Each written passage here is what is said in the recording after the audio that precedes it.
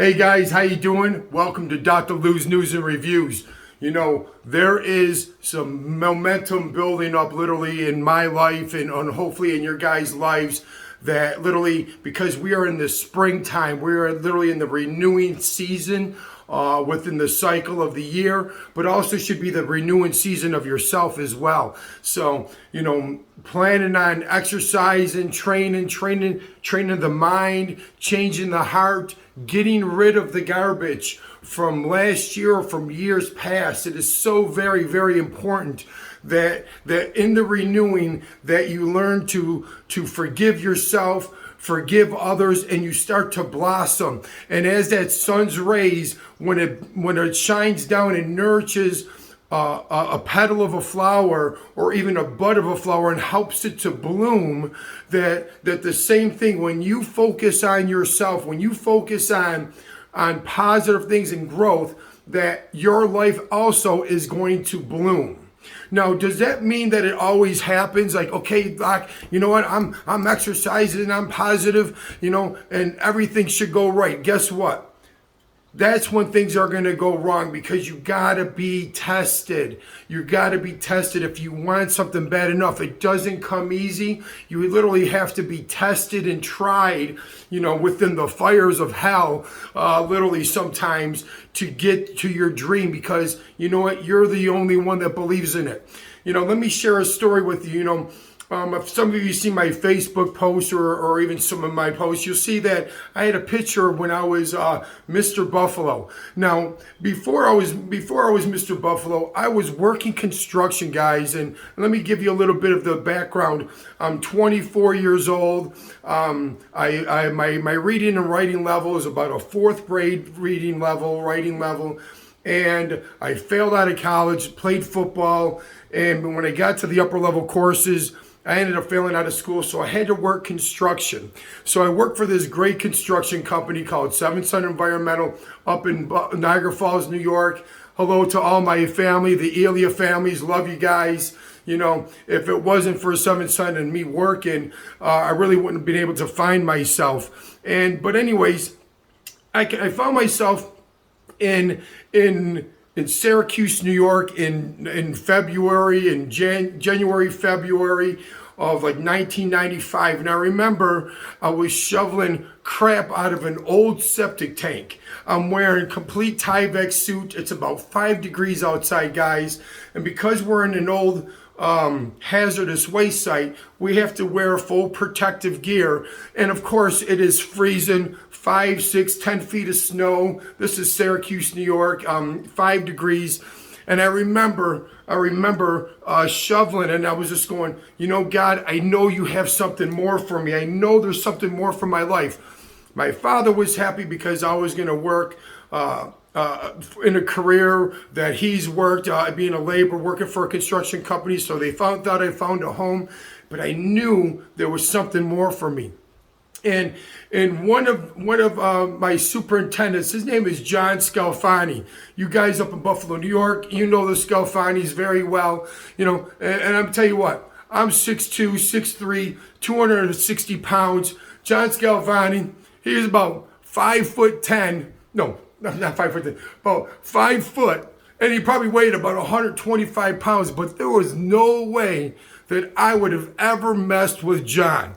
So John calls me up into the trailer. Now, this is the very same day that I was going, God, I know you have something for me. God, I know there's something different. Understand that when people are going through stuff and when they're younger, you know, you guys just got to keep on praying for your family members or for God to work miracles, because tell you the truth, guys, at this time, all I was doing is working construction, doing things that I shouldn't have been doing, and a lot of them. And unfortunately, you know, I didn't know if I had any type of direction in life, whether it be dead or in jail. And if it wasn't for this day when John Scalfani called me into the trailer of a work and said, Louie, what the heck are you doing? And I'm trying to give also my best and cleanest impersonation of a strong Italian man. He's like, are you going to be a dummy like your daddy and I? And I'm like, what do you mean, John? I'm working, I'm outside, I'm taking care of business, I'm working like a bull. What are you talking about? He's like, no, Louie. He's like, you have something more than your father or me ever did. And you better stop using this and think about start using this. And it was like he tapped and turned on something within my soul. Right there, Syracuse, New York, in a trailer, in the middle of a hazardous waste site, 5 below, John Scalfani turned something on. And I went home, or I went to my hotel room because we used to work 5 days a week, 12-hour shifts. And I started thinking and I started praying. And then all of a sudden, this bright idea came to me. Hey man, why don't you get ready for a bodybuilding show? I don't know where the heck that even came from. So I started working out, and at the same time, I started to teach myself how to read and write. I'm doing crossword puzzles as I'm traveling up and down the East Coast, working for Sun Environmental, and I start learning how to teach myself how to read and write. Why? Because I had so much time sitting in the hotel rooms, there was nothing else better to do than do crossword puzzles. So literally, I started doing them, became a master at them. Now, nobody better not mess with me on crossword puzzles or trivia. I'm excellent at it, just to warn you. But here it is. So I started teaching myself, and I started thinking, you know what? I started training and getting ready for this bodybuilding show. All of a sudden, things start changing. I want to go back to school. Because Johnny said, you know what, Louie? Go back to school. So I went up taking just one course. Now, I don't come from a rich family. Nobody could give me, here, Louie, here's money. Go get your associate's degree or a bachelor's degree. No, I had to work for it. And so I worked and paid for my school as I continued working construction. Now, after a while, it gets closer and closer to this bodybuilding show. And now it's like, 9 months, we'll say, later. And people are going, man, Lou, you can't be in that bodybuilding show unless you do drugs. You can't be in that show being your first time. There's no way you can do it. Why are you even doing this? And I just had faith. I had faith in myself. I had faith in this vision that I wanted to do. And I was like, no, guys, I'm doing it. So there were friends, there were family that doubted me. Not a lot, because people knew that I had this desire, and it becomes very contagious. When you're on fire, people want to see you burn. And that doesn't mean a bad thing. When you're on fire of good, people will also support you. So I started getting more of a support group, and the naysayers, you know what? As they started to see my body change, as they started to see my attitude change, as they started seeing my perception of myself change, then people started to congregate and wanted to be around. Like, what is this guy doing? He's transforming his body. He's transforming his complete way of life and thought. And literally, guys, in about 6 months, I literally did that. I transformed myself. And then, it comes the day of this show. I have no idea what's going to happen. And, I have 7,500 people at this show cheering me on. Friends, family, entire city is there boosting me up because, they're popular from being sports and what have you. And, it's such a great memory. A lot of my friends that are probably watching this can remember that night. It was just such amazing that I didn't think I'd win anything. And then I won my class. And I'm like, whoa, and this freaking trophy is like this big. And then I won the open of the class, of the overall. And then I won another class. And then they're like, holy cow, we can't give this brand new guy that just stepped on stage for the first time every trophy in the show. So they even had if you guys remember back in the day, it was like a big uproar because they were trying to take some of my trophies away and stuff like that. But heck no, you guys want to see my trophies? I still have them. There's no way, I got them downstairs. But anyways, so I end up winning this entire show. Blew the whole thing off the doors. And most important, guys, I'm not bragging about myself, but literally, it was like the first time that I believed that if I put my mind to something, I could actually do it. And I said, you know what?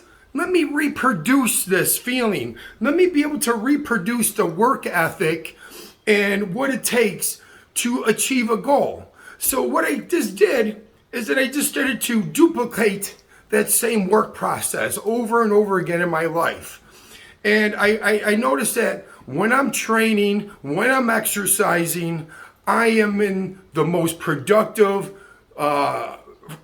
also most healthy frame of mind possible. That literally nothing can stop me when I'm training. I become, I feel like almost kind of like someone like invincible. I don't know if you guys know, but under this jacket, I lost about 25 pounds. So I'm pretty excited about that. Anybody would be. But also, guys, it took me like 6 months. I've been training my butt off 2 or 3 times a day, but also, guys, I'm not doing this to train my body.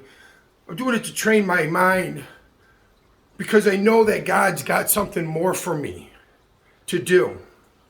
I thought it was like, okay, I'm becoming a chiropractor. I'm following my purpose. No. Then I thought, I'm going to start this hyperbaric industry and help all these hundreds of doctors all over the country do what I do. And I'm doing that. But there's still something burning inside me that I have to do for humanity, that I have to do for people just like yourselves. I don't know what that is, but I can tell you guys this, that there is something brewing that is in the background that is much larger than anything that I could ever possibly imagine of being a part of. That there is a storm coming that is literally, it can't even be stopped, and it's a good storm.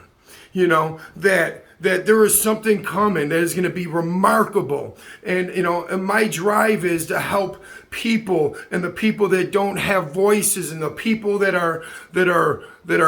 feel that they're stuck, that they might need a champion. They might need somebody to champion them and to be their voice and to stand up for them. Well, you know what, guys? That's kind of like what God's doing here in my life.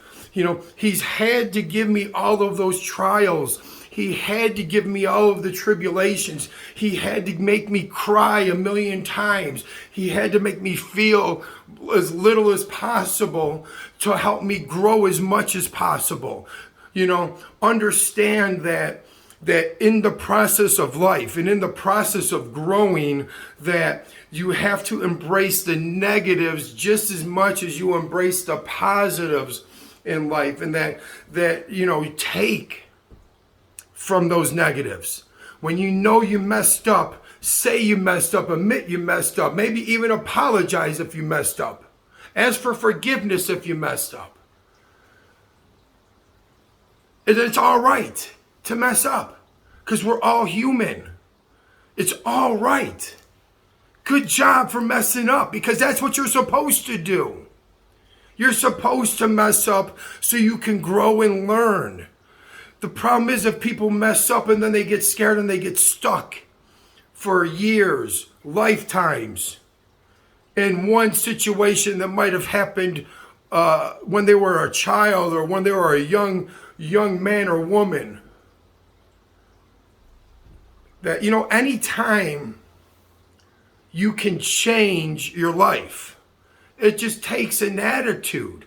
It just takes a certain way to say, you know what?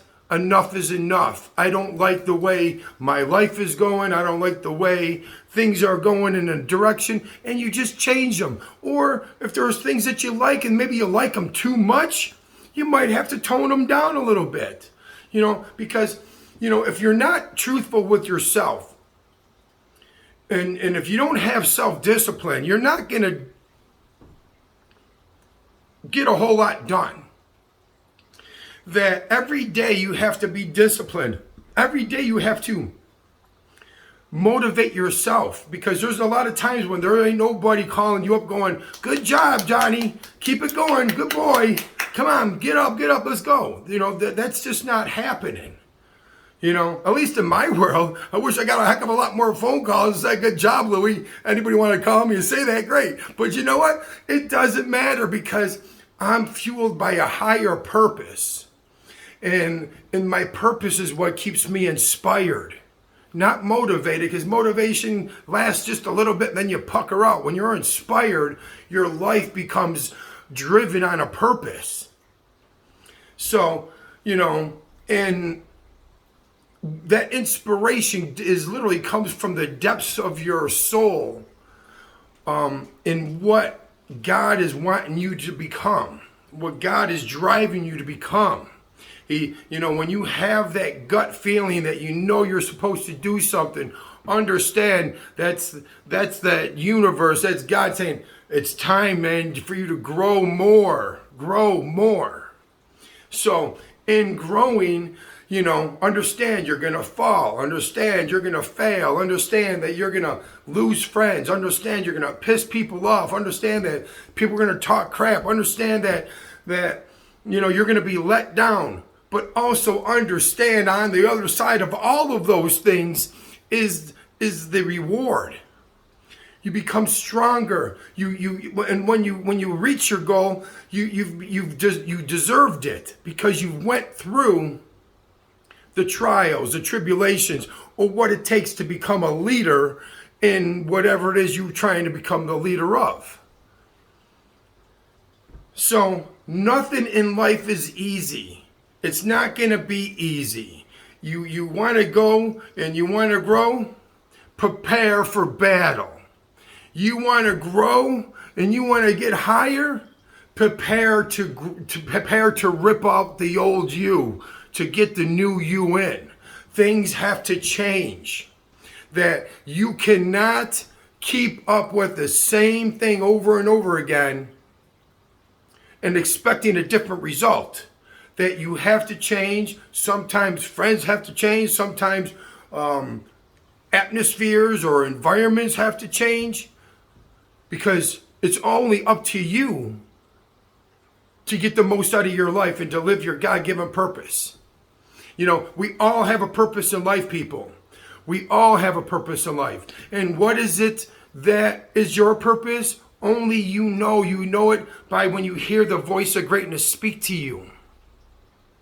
And when that voice of greatness speaks to you, you have to obey it. You obey it. And the more you obey, the more it talks, and the more it will open up the doors of greatness for you. So I challenge you, when you got something and people are naysaying about it or talking negative, you don't believe them, you use it as your fuel. You use it as your fuel to propel you to greatness. You use it as your fuel to propel you towards your goal. You have to be inspired by the purpose-driven life that God is calling you to have. And that's going to take some quiet time and meditating and listening to your gut, listening to that voice of greatness. And when it talks, it sometimes will be just like somebody yelling at you and right in your ear. You just have to be receptive. So this is what I challenge you, to quiet yourself, quiet your soul, listen to the voice of greatness. Shut the TV off, shut the Facebook off, shut the social media off. There's more to life. I love and appreciate each and every one of you. I tell you what, guys, if you could, do me a favor. Hit that subscribe button right down there. You know, this little red button, man, you know, I'm trying to make them all gray. So everybody that watches my video, you know, if you can hit that little red button, it makes it gray. Then you don't have to look at that little ugly red button anymore. But also what it does is this tells me that, you know, you guys like my videos.